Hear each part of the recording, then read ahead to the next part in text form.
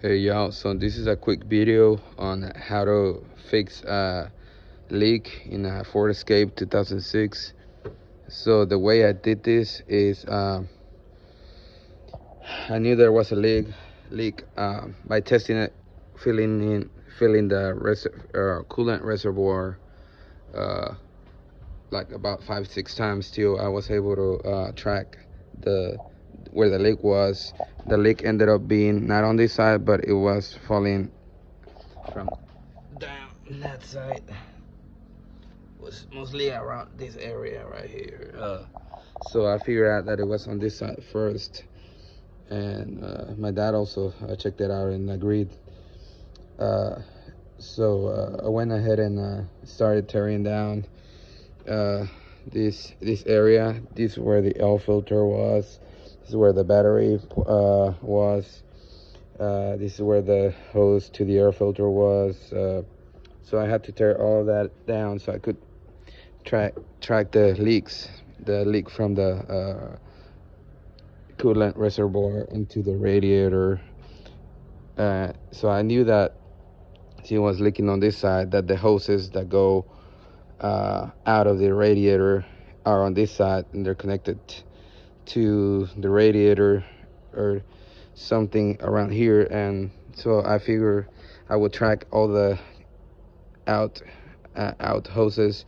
So after I tracked all of them, I was able to find that uh, this hose was connected, so there was no leak there. There was no leak here, no leak down there. So I figured that since none of them were unplugged, there had to be another leak. So I kept digging through. So once I already dug through all of that and took off the stuff with my tools and stuff, I was able to find that the leak was actually right there. It's this hose right there. As you can see, I already uh, took it off. Took off that. Well, it was already all the way off. So since that was all the way off, that hose right there, I'm shining the light through where you can see that screw and that clamp with the screw actually. I figured out that that was the leak because it was completely off of the other male part of it. So that's how I figured that was the problem. Then I took off this clamp from that hose with one of these little pliers. This is like a 8-inch pliers that mechanics use to work, take off clamps and stuff like that. So I got that off. Once I got that off, I already had bought one of these I think they're called screw clamps, or yeah, I might know them by a different name, but but I have one of those already in storage. But you can easily buy them at any store, AutoZone, or any big box stores.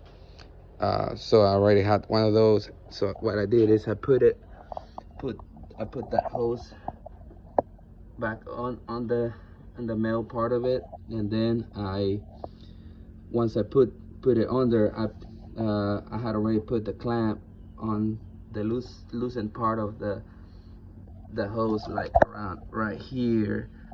So once I plugged that in, I slid that up. But first you gotta make sure that the hose is all the way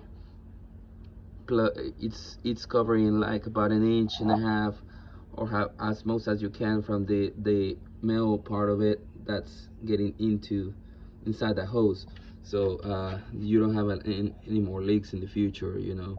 So once I already put that put it in all the way, then I slid the screw clamp around on all the way up, so I wouldn't have no more leaks.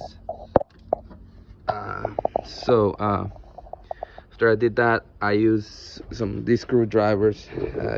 Probably gonna need some long screwdrivers, so I used mainly this one while holding the clamp with my other hand and digging through all this mess so I could get to the clamp. like so. As you can see, the screwdrivers right there. So just put that on that. You know, you turn it righty tighty, you know, till it completely tightens the hose and the other part of the outlet. And that's how you can fix, well, these outlet coolant hoses on your Ford Escape. That hose actually comes down from all the way down there. Fortunately, I didn't have to dig through all of that all the way down there, but I did have to dig through a couple of those components of the car so I could get through my leak. But I finally found it, thankfully. Thank God, and that worked out for me.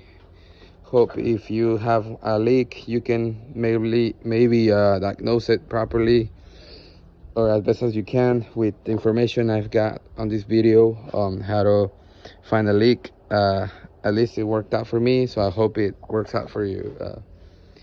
Now I just have to put everything back up, and I'm gonna put more coolant in my reservoir, and then I'll test the car, see if it overheats. If it doesn't overheat, that means that there's no more leaks and my car is just now fixed. All right, thank you for watching. It was a pleasure to teach y'all how to find a leak in a Ford Escape 2006.